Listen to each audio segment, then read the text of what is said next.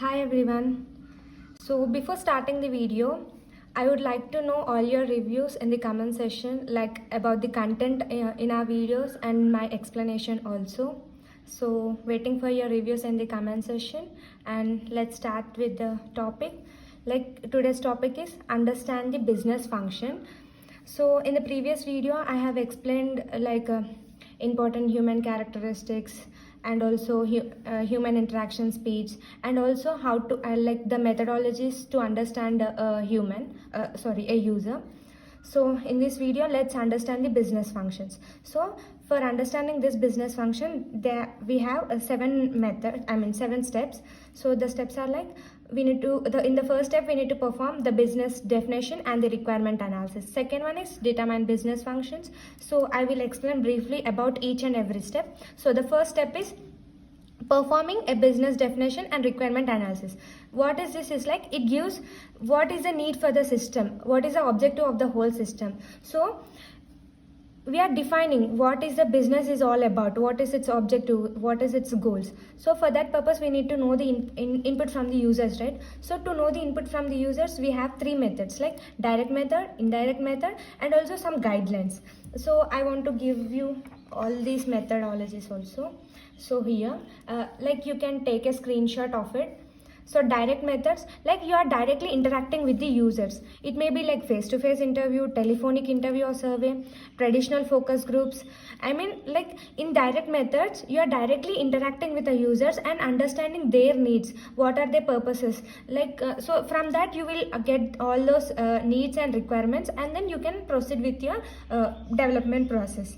Okay, so these are some direct methods. And in coming to indirect methods, so in indirect methods you will not directly meet the user, you will use some interface, some medium to communicate with them. It may be like a paper survey or questionnaire, or an electronic survey, marketing and sales support line, email, bulletin boards and all.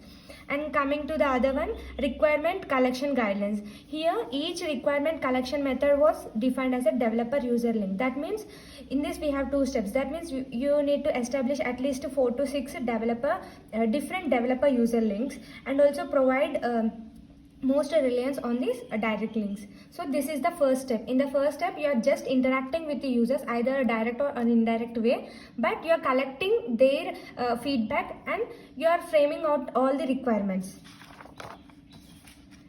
Yeah, coming to the second step, we need to determine the business functions. So to determine the business functions, we need to first understand the user's mental model. So in the important characteristics of a human, I have explained about this mental model. Mental model is nothing but it is the internal representation of a person of about any topic. That means whatever I have understood, I have representing in some way. So that is my mental model.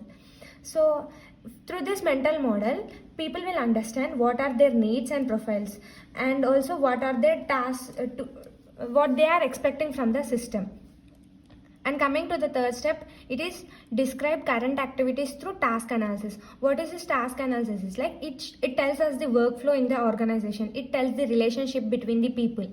So here, if we can answer this why and how question for why and how, then this step is completed. That means the question why it establishes the major work goals in the organization.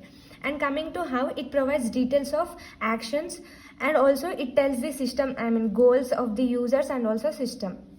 Okay, coming to the fourth step, we need to develop a conceptual model of a system. So this conceptual model is developed from the mental model of the user itself. That means if we are able to understand the mental model, we are getting their needs, their profile. Their profile means their standards, like how we need to develop our model. So based on that, we need to define the objects, and we need to develop metaphors. So defining object, it means like it tells what are the relationships and what are the properties of it.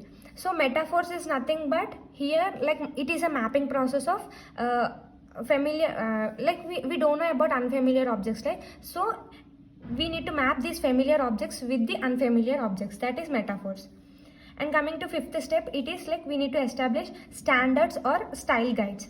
So what is the use of this design standards and style guides is like, so like we can better utilization of the system can be utilized in a better way, and the system acceptance will become more, and it allows faster performance. It reduces the errors, not just reducing errors but also reduces the training time and improves the satisfaction, right? So if we follow the standards and guidelines, these things are done. That means errors are reduced, our satisfaction is improved, system acceptance is improved, better utilization of the system, all this. And other one is like document design. Document design also comes under this design standards or style guides. So document design is like, so we know like we have prepared, we have designed our own documents for major projects, right? So in that, how we have done, we have made some index, we have made table of contents, glossaries, that means like summary after every topic, conclusions and all, indexes we have. That means the access has become very easy because of this. So immediately when you open the index page, you find out, so these are a list of images, these are list of tables in the whole document, and checklist and all. So design support and implementation. What is this design support and implementation is like? So when we are preparing our major project documents, we don't know like how to do it, but we have taken some references of our seniors, right? So that's taking references is like we have taken some support and we have implemented it. So these three, we need to know the value. What is that value is like, these are the results of that, right? And document design and support and implementation, these three topics are covered under style guides, that is standards or style guides. And the sixth step is we need to establish system usability design goals. That means till here we have considered from the perspective of users, right? Now in this step we need to consider systems usability. So in that, according to like, user may tell many of his needs, but according to the system design, whether they are designable or not, we need to consider those things. That means we need to design and develop it, right? So in this process we will come across many problems. We need to identify them and resolve them, and also we need to try to ensure the modification cost should be very less.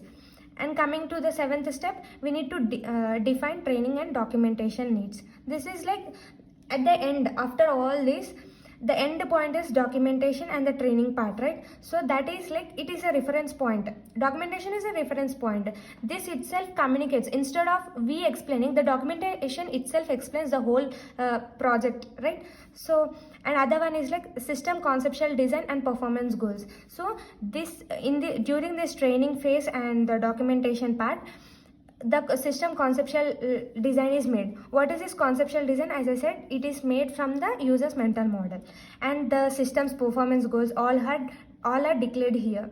And during this documentation we may give all the theoretical explanation, but during the development time we will know what are the uncovered issues and what are the omissions we have done.